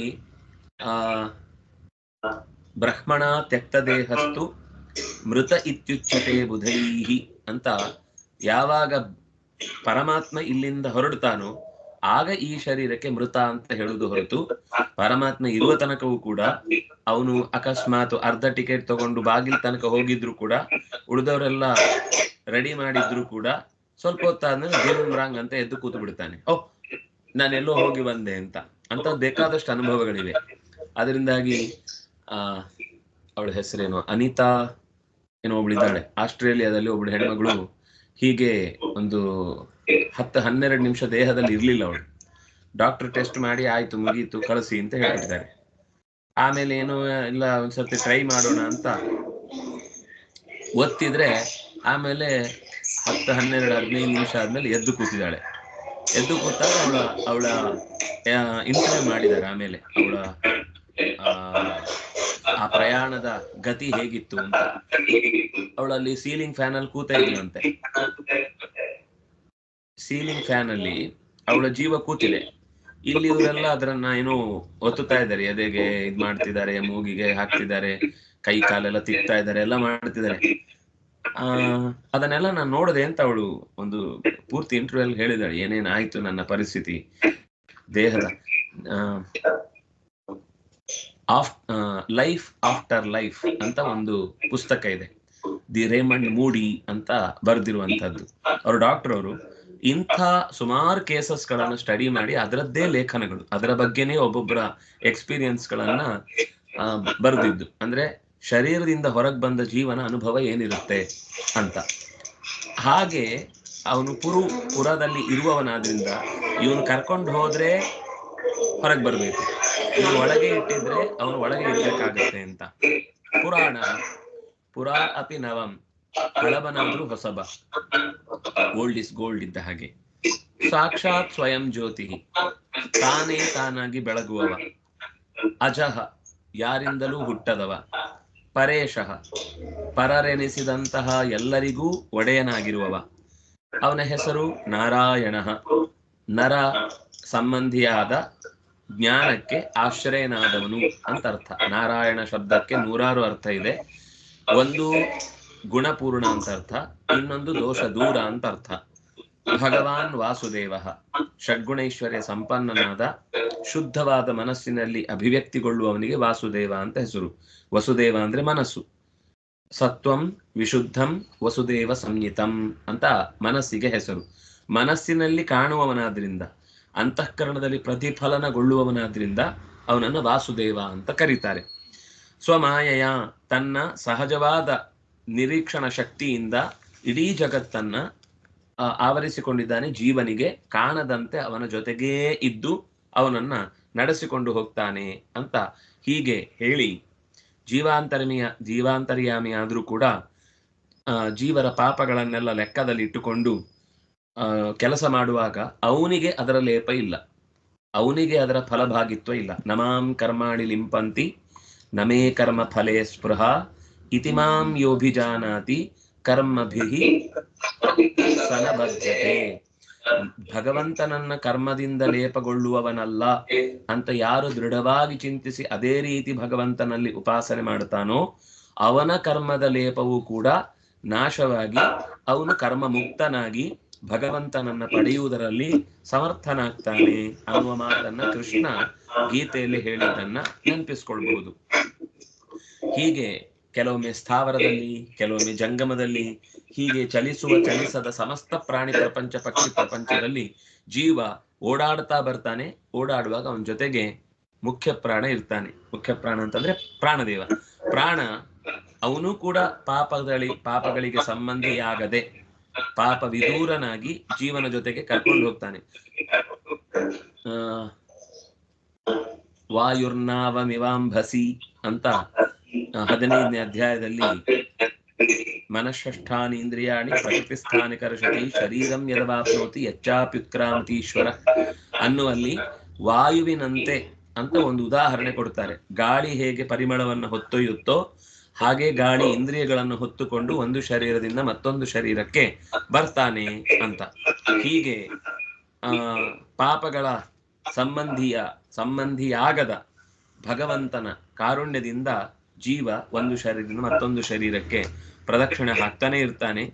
ಯಾರು ಅರಿಷಡ್ವರ್ಗಗಳನ್ನ ಗೆದ್ದು ವೇದಾರ್ಥ ಪ್ರತಿಪಾದ್ಯನಾದ ಪರಮಾತ್ಮನನ್ನ ಅಂತರಂಗದ ಕಣ್ಣಿನಿಂದ, ಅಂದ್ರೆ ಈ ಕಣ್ಣಿನಿಂದ ಅಲ್ಲ, ಮನಸ್ಸಿನ ಕಣ್ಣಿನಿಂದಲೂ ಅಲ್ಲ, ಜೀವದ ಕಣ್ಣಿನಿಂದ ಯಾವಾಗ ಕಾಣುವುದಕ್ಕೆ ಅವನು ಶಕ್ತನಾಗ್ತಾನೋ ಆಗ ಅವನು ಈ ಸಂಸಾರದ ತಾಪತ್ರದಿಂದ ಬಿಡುಗಡೆ ಆಗ್ತಾನೆ. ಅಪರೋಕ್ಷ ಆದ್ಮೇಲೂ ಸ್ವಲ್ಪ ಕಾಲ ಪ್ರಾರಬ್ಧ ಇರುತ್ತೆ. ಆ ಪ್ರಾರಬ್ಧ ಅನುಭವಿಸೇ ತೀರಬೇಕಾದ್ರಿಂದ ನಾನು ನನ್ನದು ಅನ್ನೋ ಅಹಂಕಾರವನ್ನು ಪೂರ್ತಿ ಬಿಟ್ಟಿರ್ತಾರೆ. ಎಲ್ಲಿ ತನಕ ಆ ನಾನು ನನ್ನದು ಅನ್ನುವ ಅಹಂ ಅಥವಾ ಒಂದು ಮಮಕಾರ ಅನ್ನೋದು ಅಂಟಿಕೊಳ್ಳುತ್ತೋ ಅಲ್ಲಿ ತನಕ ಅವನಿಗೆ ಇನ್ನೂ ಆ ಚಕ್ರದ ಬಿಡುಗಡೆಯ ಸಮಯ ಬಂದಿಲ್ಲ ಅಂತ ಗೊತ್ತಾಗುತ್ತೆ. ಯಾವಾಗ ಇದನ್ನು ಬಿಟ್ಟು ಹೊರಗೆ ಬರ್ತಾನೆ ಆವಾಗ ಅವನು ಬಹಳ ಬೇಗ ಈ ಚಕ್ರದಿಂದ ಶೋಕ ಆಗ್ಲಿ, ಮೋಹ ಆಗ್ಲಿ, ರೋಗ ಆಗ್ಲಿ, ಅಥವಾ ಅತಿಯಾದ ಮೋಹ ಆಗ್ಲಿ, ಲೋಭ ಆಗ್ಲಿ, ಅಥವಾ ಒಬ್ಬರ ಮೇಲೆ ವೈರ ಆಗ್ಲಿ ಇತ್ಯಾದಿಗಳು ಯಾವುದು ಅವನನ್ನ ಬಾಧಿಸುವುದಿಲ್ಲ. ಯಾವಾಗ ಇದು ಬಾಧಿಸುತ್ತೋ ಆಗ ನಾನು ಅನ್ನುವ ಅಹಂ ಅಲ್ಲಿ ಎದ್ದಿದೆ ಅಂತ ಅರ್ಥ. ಯಾರಿಗೆ ವೈರ ತುಂಬಾ ಕಾಡುತ್ತೆ ಅವರಿಗೆ ನಾನು ಅನ್ನೋ ತುಂಬಾ ಜಾಗೃತಿ ಇದೆ ಅಂತ ಅರ್ಥ. ಯಾರಿಗೆ ನನಗೇ ಬೇಕು ಅನ್ನುವ ಹಠ ತುಂಬಾ ಬರುತ್ತೆ ಅವರಲ್ಲಿ ನಾನು ಅನ್ನೋದು ಜಾಗೃತವಾಗಿದೆ ಅಂತ ಅರ್ಥ. ಎಲ್ಲಿ ಈ ಷಡ್ವೈರಿಗಳು ಕುಣಿದು ಕುಪ್ಪಳಿಸುತ್ತವೋ ಅಲ್ಲಿ ನಾನು ಅನ್ನೋದು ಎಚ್ಚರದಲ್ಲಿದೆ ಅಂತ ಅರ್ಥ. ಯಾವಾಗ ನಾನು ಸೈಲೆಂಟ್ ಆಗುತ್ತೋ ಆವಾಗ ನಾನು ಹೋದರೆ ಹೋದೇನು ಅಂತ ಕನಕದಾಸರು ಹೇಳಿದ್ರಲ್ವಾ, ಆ ಮಾತು ಸತ್ಯ ಆಗುತ್ತೆ. ಹೀಗೆ ಭ್ರಾತೃವ್ಯ ಇದು ನಮ್ಮೊಳಗೆ ಸೇರಿಕೊಂಡಂತಹ ಶತ್ರುಗಳು ಹೊರಗಿಲ್ಲ. ಒಬ್ಬ ತಪಸ್ಸು ಮಾಡಿದ ಅಂತೆ, ದೇವ್ರ ಹತ್ರ ಕೇಳ್ಕೊಂಡ ಅಂತೆ, ಏನ್ ಬೇಕು ಅಂತ ಕೇಳಿದ್ದಕ್ಕೆ, ನನ್ನ ಶತ್ರುಗಳನ್ನು ಸಂಹಾರ ಮಾಡು ಅಂತ, ನಿನ್ನ ಅಸ್ತ್ರವನ್ನ ಪ್ರಯೋಗಿಸಿ ಶತ್ರುಗಳನ್ನ ಸಂಹಾರ ಮಾಡು ಅಂತ. ಆ ಅಸ್ತ್ರ ಹೊರಟಿತಂತೆ, ಹೊರಟು ಸೀದಾ ಇವನ ಹತ್ರನೇ ಬರ್ಲಿಕ್ಕೆ ಶುರು ಮಾಡಿತಂತೆ. ಅವನು ಹೆದರಿದ, ದೇವ್ರೆ ನಾನ್ ಕೇಳಿದ್ದೇನು ನನ್ನ ಶತ್ರುಗಳನ್ನ ಕೊಲ್ಲು ಅಂತ ಹೇಳಿದ್ರೆ ನೀನ್ ನನ್ನ ಹತ್ರನೇ ಅಸ್ತ್ರವನ್ನ ಪ್ರಯೋಗಿಸ್ತಾ ಇದೆಯಲ್ಲ, ನೀನ್ ಎಂತ ಭಕ್ತ ಪರಾಧೀನ, ನೀನು ಭಕ್ತ ವತ್ಸಲ ಅಂತ ನಿನ್ನ ಹೆಸರು ನೋಡಿದ್ರೆ ನನ್ ಮೇಲೇನೆ ಪ್ರಯೋಗ ಮಾಡ್ತಾ ಇದ್ದೇನೆ. ನನ್ನ ಶತ್ರುಗಳು ಅಂತ ನಿನಗೆ ಯಾವಾಗ ಬಂತೋ ಆ ಶತ್ರು ನಿನ್ನೊಳಗೆ ಇದ್ದಾನೆ ಅಂತ ಗೊತ್ತಾಯ್ತು ನನಗೆ. ಅದಕ್ಕೆ ಆ ಅಸ್ತ್ರ ನಿನ್ನೊಳಗೆ ಬರ್ತಾ ಇದೆ. ಯಾವಾಗ ಒಬ್ಬ ವ್ಯಕ್ತಿಗೆ ನನಗೆ ವೈರಿಗಳಿದ್ದಾರೆ, ನನಗೆ ಶತ್ರುಗಳಿದ್ದಾರೆ ಅಂತ ಕಾಣ್ಲಿಕ್ಕೆ ಶುರುವಾಗುತ್ತೋ ಆಗ ಆ ಶತ್ರು ಒಳಗಿದ್ದಾನೆ ಅಂತ ಅರ್ಥ. ನಿನ್ನೊಳಗೆ ಕಾಮಕ್ರೋಧ ಲೋಭ ಮೋಹ ಮದ ಮತ್ಸರಗಳೆಂಬಂತಹ ಶತ್ರುಗಳು ತುಂಬಿರುವುದನ್ನ ಕತ್ತರಿಸುವುದಕ್ಕಾಗಿಯೇ ನಾನು ಕೊಟ್ಟ ಆಯುಧ ನಿನ್ನತ್ತ ಧಾವಿಸುತ್ತಿದೆ ಅಂತ ಭಗವಂತ ಹೇಳ್ತಾನೆ ಅನ್ನುವ ರೀತಿಯಲ್ಲಿ ಮನುಷ್ಯನಿಗೆ ಶತ್ರು ಹೊರಗಿರುವುದಲ್ಲ, ಒಳಗೆ ಇದೆ ಶತ್ರು. ಆ ಶತ್ರುವನ್ನು ಯಾವಾಗ ಅವನು ದಮನಿಸ್ತಾನೋ, ಯಾವಾಗ ಆ ಶತ್ರುಗಳಿಂದ ಅವನು ಪಾರಾಗ್ತಾನೋ ಆವಾಗ ಹೊರಗೆ ಯಾವುದು ಅವನಿಗೆ ಶತ್ರು ಅಂತ ಅನ್ಸುದೇ ಇಲ್ಲ. ಅದಕ್ಕೆ ಅಜಾತ ಶತ್ರು ಅಂತ ಹೆಸರು. ಅವನು ಯಾವುದನ್ನು ಶತ್ರು ಅಂತ ಟ್ರೀಟ್ ಮಾಡಲ್ಲ. ಕೆಲವೊಮ್ಮೆ ಅಷ್ಟು ಮಾಡಿಯೂ ಎದುರುಗಡೆಯಲ್ಲಿ ಕೆಲವರಿಗೆ ಅದು ಬೇಸಿಕ್ ನೇಚರೇ ಆಗಿರುತ್ತೆ ಅವರದ್ದು, ಇವರನ್ನು ಕಂಡ್ರೆ ಆಗುದೇ ಇಲ್ಲ, ತಲೆ ಕಂಡ್ರೆ ಆಗಲ್ಲ ಅಂತ. ಅಂಥವರಿಂದ ರಕ್ಷಣೆ ಮಾಡ್ಲಿಕ್ಕೆ ನಮಗೆ ಜಡಭರತನ ಕಥೆಯೇ ಸಾಕ್ಷಿ ಇದೆ. ಅವನನ್ನು ಕೊಲ್ಲಬೇಕು ಅಂತ ಬಂದಾಗಲೂ ಅವನ ಕೂದಲು ಕೊಂಕ್ಲಿಕ್ಕೆ ಆಗ್ಲಿಲ್ಲ, ಸ್ವತಃ ಕಾಳಿಯೇ ಆ ರಾಕ್ಷಸರನ್ನ ಸಂಹಾರ ಮಾಡಿದ್ಲು ಅಂತ ನಮಗೆ ಗೊತ್ತಿದೆ. ಅದರಿಂದಾಗಿ ನಿಜವಾಗಿಯೂ ಎಲ್ಲೆಡೆ ತುಂಬಿದ ಭಗವಂತನನ್ನ ನೆನೆದು ಎಲ್ಲವನ್ನು ಪ್ರೀತಿಸುವಷ್ಟು ಎತ್ತರಕ್ಕೆ ಒಬ್ಬ ಮನುಷ್ಯ ಬರ್ತಾನೆ ಅಂದ್ರೆ ಆವಾಗ ಅವನಿಗೆ ಭಗವಂತನಲ್ಲಿ ನಿಜವಾಗಿಯೂ ಪ್ರೀತಿ ಇದೆ ಅಂತ ಗೊತ್ತಾಗುತ್ತೆ. ಈ ಪ್ರೀತಿಗೆ ಕಾರಣವಾದದ್ದು ನಿರಂತರವಾದ ಭಗವಂತನ ಪಾದ ಸೇವೆ, ನಿರಂತರವಾಗಿ ಭಗವಂತನ ಕಥಾಶ್ರವಣ, ನಿರಂತರವಾಗಿ ಭಗವಂತನ ಬಗ್ಗೆ ವಾಕ್ಶುದ್ಧಿಗಾಗಿ ಅದೇ ವಿಷಯಗಳನ್ನ ಮಾತನಾಡಿಕೊಳ್ಳುವುದು. ಹೀಗೆ ಜಾಗ್ರತೆಯಿಂದ ಮನುಷ್ಯನ ಪ್ರತಿಯೊಂದು ಕಾರ್ಯವನ್ನು ಕೂಡ ಎಚ್ಚರದಿಂದ ಅವನು ಅಭಿಮಾನ ಪೂರ್ವಕವಾಗಿ ಭಗವಂತನಲ್ಲಿ ಪ್ರೀತಿ ಇಟ್ಟು ಲೋಕದಲ್ಲಿ ಅಭಿಮಾನವನ್ನ ತೊರೆದು ಅವನು ಮಾಡ್ತಾನೆ ಅಂತಂದ್ರೆ ಆಗ ಅವನು ಎಚ್ಚರಕ್ಕೆ ಹೇಳ್ತಾನೆ. ಜಹಿವ್ಯಳೀಕಂ ಸ್ವಯಮಾತ್ಮ ಮೋಹಂ, ಓ ಭಗವಂತನೇ ಜಹಿ, ನನ್ನೊಳಗಿನ ವ್ಯಾಮೋಹವನ್ನ ಕೊಲ್ಲು, ನನಗೆ ಇನ್ನೇನೂ ನಿನ್ನಿಂದ ಬೇಡಿಕೆ ಇಲ್ಲ ಅಂತ ಒಬ್ಬ ನಿಜವಾದ ಭಕ್ತ ಭಗವಂತನನ್ನು ಹೀಗೆ ಪ್ರಾರ್ಥಿಸ್ತಾನೆ ಅಂತ ಹೇಳ್ತಾನೆ. ಆಗ ರಹುಗಣ ಫುಲ್ಲು ಫಿದಾ. ನಾನು ಯಾರತ್ರ ಹೋಗಿ ಎಂಥ ತತ್ವಜ್ಞಾನವನ್ನು ಕೇಳಬೇಕು ಅಂತ ಅನ್ಕೊಂಡಿದ್ನೋ ಅಂಥದ್ದನ್ನ ಅತ್ಯಂತ ಸರಳವಾದ ರೀತಿಯಲ್ಲಿ ನನಗೆ ಈ ನೋಡ್ಲಿಕ್ಕೆ ಕಲ್ಗೊಂಡು ತರ ಇದ್ದಾನೆ. ನೋಡ್ಲಿಕ್ಕೆ ಒಂದು ಚೂರು ಈತನಲ್ಲಿ ವೇಷವಾಗ್ಲಿ, ಭೂಷವಾಗಲಿ ಅಥವಾ ಗಾಂಭೀರ್ಯವಾಗಲಿ ಅಂಥದ್ದು ಎಂಥದ್ದು ಕಾಣ್ತಿಲ್ಲ. ನಾವು ಮೋಸ ಹೋಗುದೇ ಎಷ್ಟೋ ಸಲ ಹಾಗೆ. ದೊಡ್ಡ ಕೈಗೆಲ್ಲ ಉಂಗುರ ಹಾಕೊಂಡು, ದಪ್ಪ ದಪ್ಪ ಶಾಲು ಹಾಕೊಂಡು, ತಲೆ ಮೇಲೆ ಪೇಟ ಕಟ್ಕೊಂಡು ಬಂದು ನಿಂತ್ರೆ ಅವರು ದೊಡ್ಡ ಜ್ಞಾನಿಗಳು ಅಥವಾ ದೊಡ್ಡ ವ್ಯಕ್ತಿಗಳು ಅಂತ ನಾವು ಭಾವಿಸ್ತೇವೆ. ಸುಮ್ನೆ ಒಂದು ಹೆಗಲ್ ಮೇಲೆ ಒಂದು ಟವೆಲ್ ಹಾಕೊಂಡು ಅವ್ರ ಪಾಡಿಗೆ ಅವರು HMT ಅಂತ ಕರೀತಾರೆ ಅವರನ್ನ, ಹೆಗಲ ಮೇಲೆ ಟವೆಲ್ ಅಂತ. ಸಿಂಪಲ್ ನಲ್ಲಿ ಸಿಂಪಲ್ ಆಗಿದ್ರೆ ಅವರನ್ನ ನಾವು ಗುರುತಿಸುವುದೇ ಇಲ್ಲ, ಅವರನ್ನ ನಾವು ಲೆಕ್ಕಕ್ಕೆ ತಗೊಳ್ಳಲ್ಲ. ಆದ್ರೆ ಭಗವಂತ ಅವರನ್ನ ಲೆಕ್ಕಕ್ಕೆ ತಗೋತಾನೆ ಹೊರತು ಈ ಶಾಲು, ವೇಲು, ತೋಳು ಎಲ್ಲ ದೊಡ್ಡ ದೊಡ್ಡದು ಹಾಕೊಂಡು ಓಡಾಡ್ತಾ ಇರೋರನ್ನ ಯಾವತ್ತೂ ಕೂಡ ಯಾವ ರೀತಿಯಿಂದಲೂ ಅಂತರಂಗದಿಂದ ಹತ್ತಿರ ಆಗದೆ ಇದ್ರೆ ಅವರನ್ನ ಮೂಸುವುದು ಇಲ್ಲ, ನೋಡುವುದು ಇಲ್ಲ. ಹಾಗೆ ನೋಡಿ ಆಶ್ಚರ್ಯ ಆಗುತ್ತೆ ರಹುಗಣನಿಗೆ, ಎಷ್ಟು ದೊಡ್ಡ ತಪ್ಪು ಮಾಡಿಬಿಟ್ಟೆ ನಾನು. ನಿಮ್ಮಂಥವರ ಕೈಯಲ್ಲಿ ಹೆಗಲಿಗೆ ನನ್ನ ಮೇಲೆಯನ್ನ ಏರಿಸಿ ನಾನು ಅದರ ಒಳಗೆ ಕೂತು ನಾನು ನನ್ನದು ಅನ್ನೋ ಅಹಂಕಾರದ ದೊಡ್ಡ ಬಂಡೆಯನ್ನ ನಿಮ್ಮ ಮೇಲೆ ಹೇರಿಬಿಟ್ಟೆ, ತಪ್ಪಾಯಿತು ಅಂತ ತುಂಬಾ ದುಃಖದಿಂದ ಸ್ತೋತ್ರ ಮಾಡ್ತಾನೆ. ತುಂಬಾ ಸುಂದರವಾದ ಕೆಲವು ಪ್ರಾರ್ಥನೆಗಳನ್ನು ಮಾಡ್ತಾನೆ. ನಾಳೆ ಆ ಪ್ರಾರ್ಥನೆಯ ಚಿಂತನೆಯನ್ನ ಮಾಡೋಣ ಅಂತ ಹೇಳ್ತಾ, ಕಾಯೇನ ವಾಚ ಮನಸ್ಸೇಂದ್ರಿಯೈರ್ವಾನುಸೃತ ಸ್ವಭಾವ ಕರೋಮಿ ಅದ್ಯ ಸಕಲಂ ಪರಸ್ಮೈ ನಾರಾಯಣಾಯೇತಿ ಸಮರ್ಪಯಾಮಿ. ತಪಸ್ವಿನೋ ದಾನಪರಾಯಶಸ್ವಿನೋ ಮನಸ್ವಿನೋ ಮಂತ್ರವಿದಃ ಸುಮಂಗಲಾಃ ಕ್ಷೇಮಂವಿಂದಂತೆ ವಿನಾಯದರ್ಪಣಂ ತಸ್ಮೈ ಸುಭದ್ರಸ್ತವಸೇ ನಮೋ ನಮಃ. ಬ್ರಹ್ಮಾರ್ಪಣಂ ಬ್ರಹ್ಮ ಹರಿಃ ಬ್ರಹ್ಮೈವ ತೇನ ಗಂತವ್ಯಂ ಬ್ರಹ್ಮ ಕರ್ಮ ಸಮಾಧಿನಃ. ಸರ್ವೇ ಭವಂತು ಸುಖಿನಃ, ಸರ್ವೇ ಸಂತು ನಿರಾಮಯಾಃ, ಸರ್ವೇ ಭದ್ರಾಣಿ ಪಶ್ಯಂತು ಮಾ ಕಶ್ಚಿತ್ ದುಃಖಮಾನ್ ಭವೇತ್. ಧರ್ಮಸ್ಯ ವಿಜಯೋ ಭೂಯಾತ್ ಅಧರ್ಮಸ್ಯ ಪರಾಭವಃ.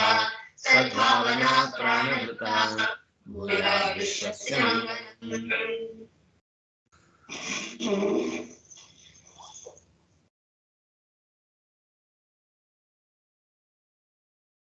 ಶ್ರೀ ಹರಿಪ್ರಿಯತಾ.